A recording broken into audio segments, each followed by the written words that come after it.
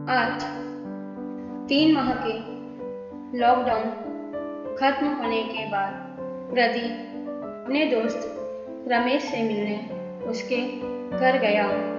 रमेश और उसकी पत्नी दोनों आंगन में बैठकर चाय पी रहे थे। और भाई रमेश, क्या हाल है?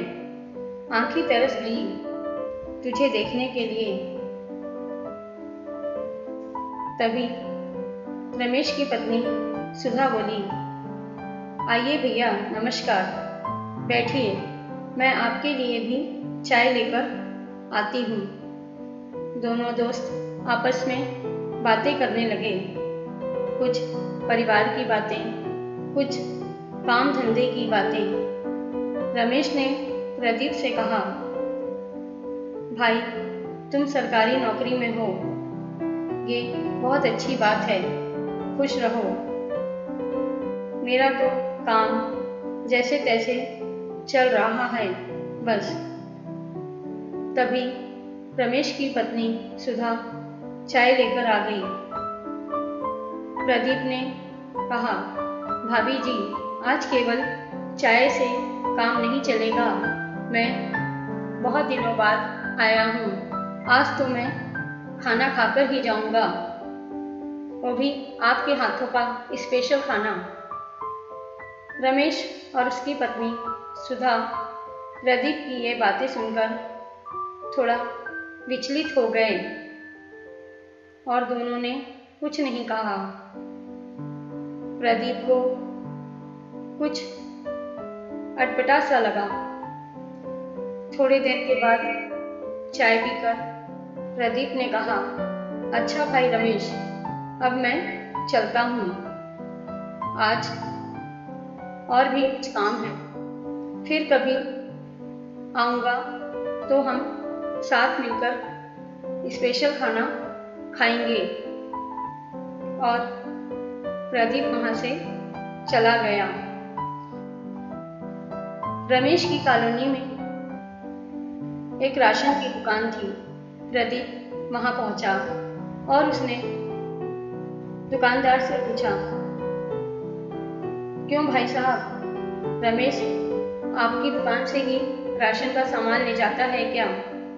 दुकानदार ने कहा, जी हाँ, लेकिन अभी कुछ दिनों से उसने पैसे नहीं दिए हैं, पुराना बिल भी पड़ा हुआ है, इसलिए इस माह का राशन मैंने उसे नहीं भिजाया है।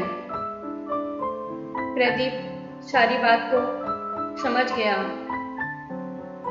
उसने कहा, ठीक है, आपका जो भी बिल है आप मुझे बता दीजिए और महीने 2 महीने का जितना भी राशन रमेश के घर के लिए लगता है, कृपया उसे आप पैक करवा दीजिए और जो भी बिल होगा मैं वो आपको कार्ड से पे कर दूंगा।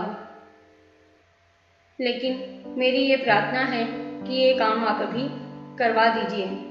दुकानदार ने कहा, ठीक है, जैसी आपकी इच्छा। और कुछ देर तक प्रदीप वहीं खड़ा रहा।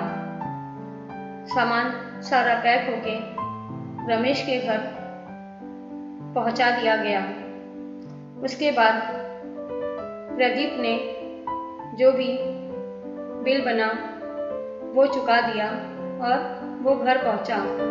जैसे ही प्रदीप अपने घर पहुंचा, रमेश का फोन आया और उसने कहा, भाई दोस्त हो तो तुम्हारे जैसा, मेरे बिना कहे ही तुम सब चीज समझ गए, मैं ये कर्ज कैसे उतारूं? प्रदीप ने कहा, यही तो हमारी दोस्ती है। और कैसा कर्ज? अगर आज तुम्हारे पास नहीं है तो मैंने थोड़ी सी मदद कर दी तो क्या फर्क पड़ता है? और हमारे स्कूल और कॉलेज के उन दिनों को तुम याद करो जब कई बार मैं टिफिन नहीं ला पाता था और तुम अपना टिफिन मुझे खिला देते थे, इसलिए इसको कर्ज मत समझो, ये मेरी दोस्ती का फर्ज था। धन्यवाद।